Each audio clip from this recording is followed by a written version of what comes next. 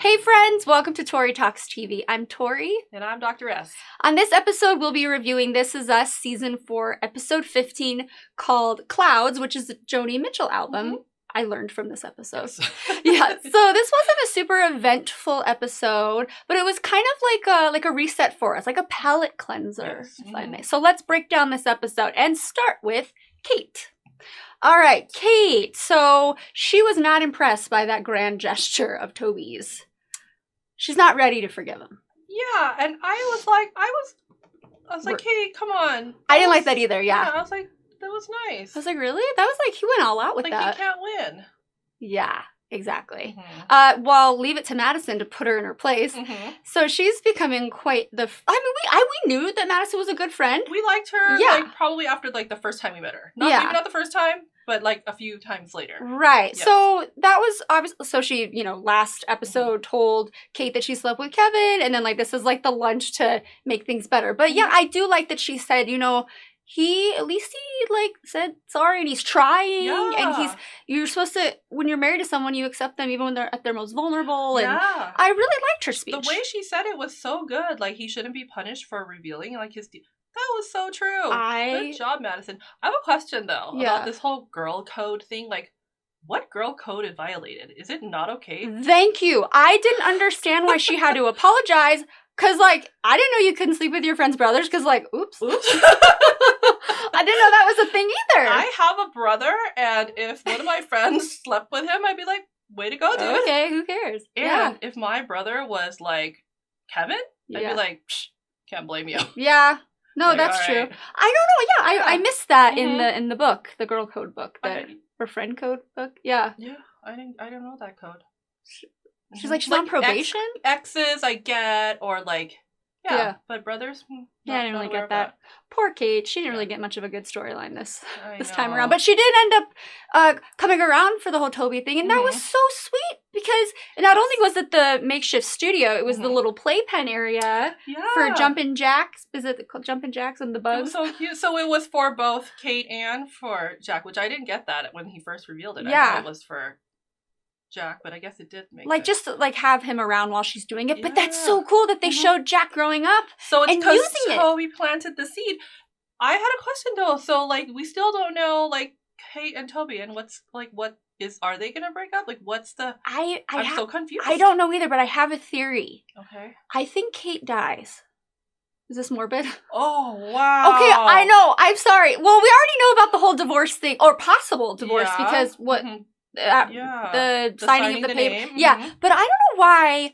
I just have a feeling she's not there in the future. Because Toby shows up in the future, and he looks sad and somber. Yeah, maybe his wife just left him. But no, it didn't just leave him, because that would mean their 40th birthday she was divorced already. So I don't know. He just seemed kind of sad, and I'm like, maybe he's missing Kate, because she died. And at this point, I didn't want to go there, but I did. At this point, it doesn't look like they're breaking up. They look like they're going to give it a go. Yeah. Yeah, I don't know. I think that's what we're supposed to believe. We still have a few episodes this season.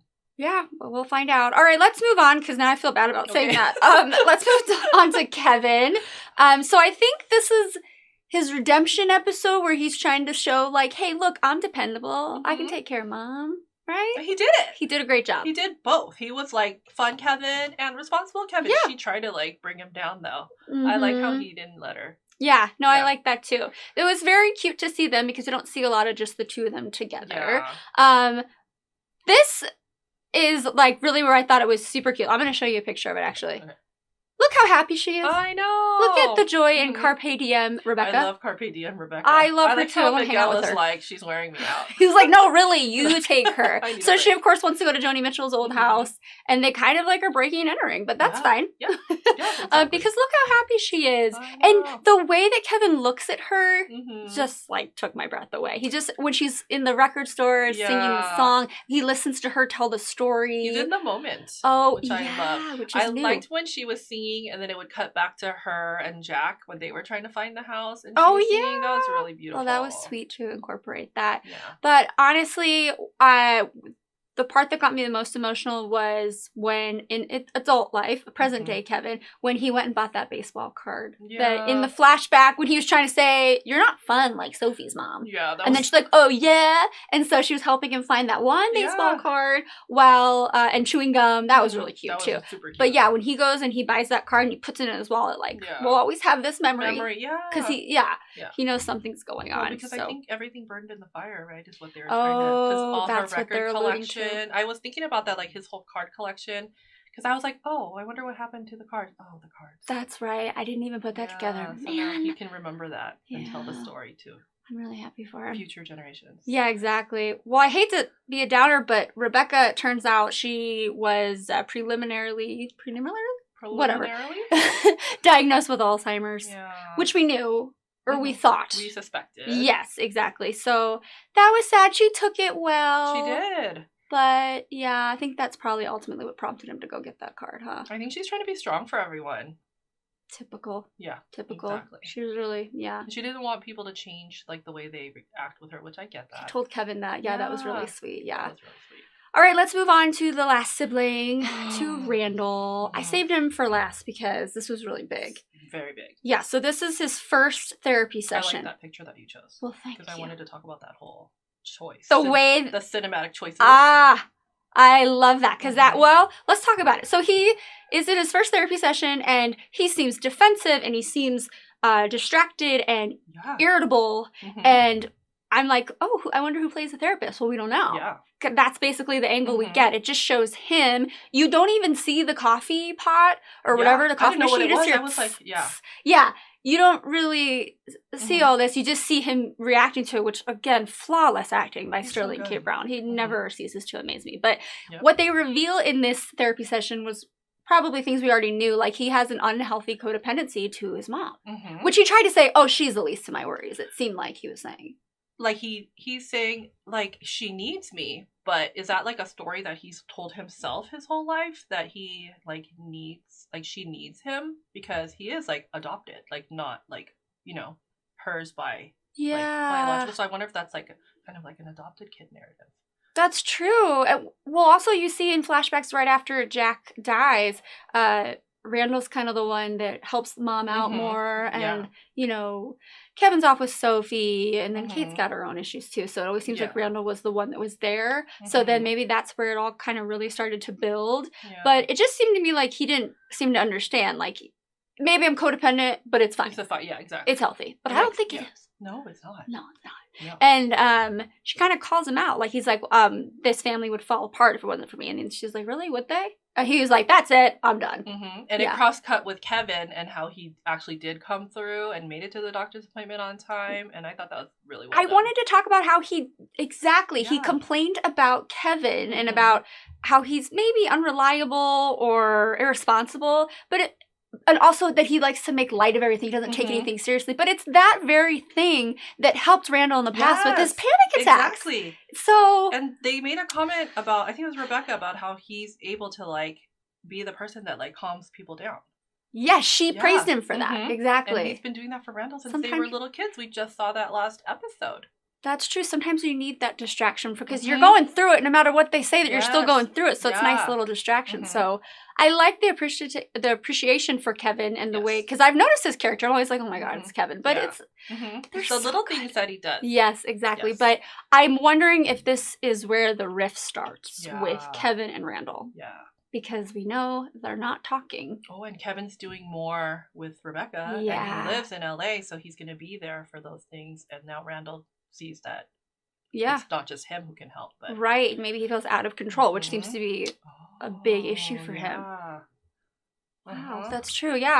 I do want to say we finally do get to see the therapist's face because he realizes he needs to go back to therapy. But I just wanted to give a shout out to Pamela Adlon, that actress. She's from Californication, Louie, Rick and Morty. I love her. She's awesome. But hopefully we get to see more of her. But the reason why he goes back to therapy, Beth. Let's talk about Beth. Oh my gosh, Beth. Poor sweet Beth. I was just thinking, we don't get to see a lot of Beth. And Beth is really just like, hey, you know, supportive and you got this. You can do this. But we didn't really think about what she's going through.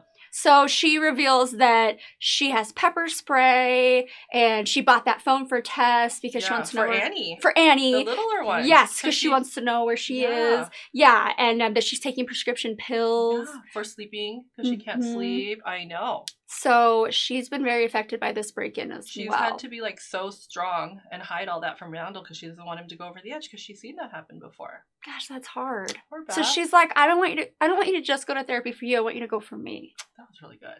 That was good. Really good. That was heartfelt. That was like, whoa, mind blown. Seriously. Yeah. And then now let's talk about Jack. Jack wasn't in it very much. Big Jack, adult Jack, Daddy Jack. You talked about the scenes where they're walking, trying to find Joni Mitchell. Yeah, to find her house, and a little bit with Kate too. Because she lost her first love. Yes. Her first kiss. But I want to talk about the scenes with Randall because the report cards came when they were little teenagers. That was a very interesting scene. Why do they all talk about their grades together? I thought it was very weird. Yeah, I don't know. I don't think that's okay. That's not a good ritual. I've never heard of families doing it. Like, let's just air this out to everybody one by one. But Randall was very stressed out that he got an A-. Bless his heart. I wish I had A-. That is so rude to the other kids, though, isn't it? It's like Randall. I know, but so, Rebecca's like, oh, maybe we should get like a guidance counselor involved. And then Jack's like, no, I got this. Yeah. And then he teaches him kind of like his unhealthy coping mechanism, which is, Jack boxes. But he's like, how about you run and blow off some of that excess energy and, and not actually talk to, you're right. Right, so it was like he was passing on. So she was trying to say, like, you should talk to someone. Red flag. Yeah, yes. So I just wanted to make mention of that because it's not actually dealing with it. Yeah. It's distracting.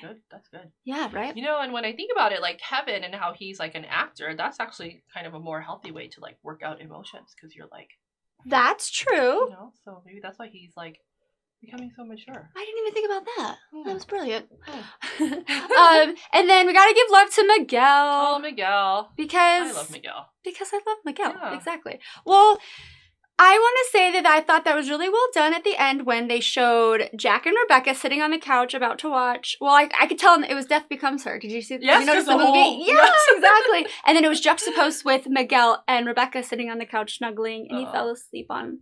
Or she fell asleep on him, and they're watching Borat, which is so random. I know. It's not romantic, but that's okay. But I had to give love to Miguel because he was in very little of it, but I think he's wonderful, and I love that character. And I just want to bring up Madison one more time and say that I think we're supposed to be liking her more and more because I think she's going to end up being the mother of Kevin's child.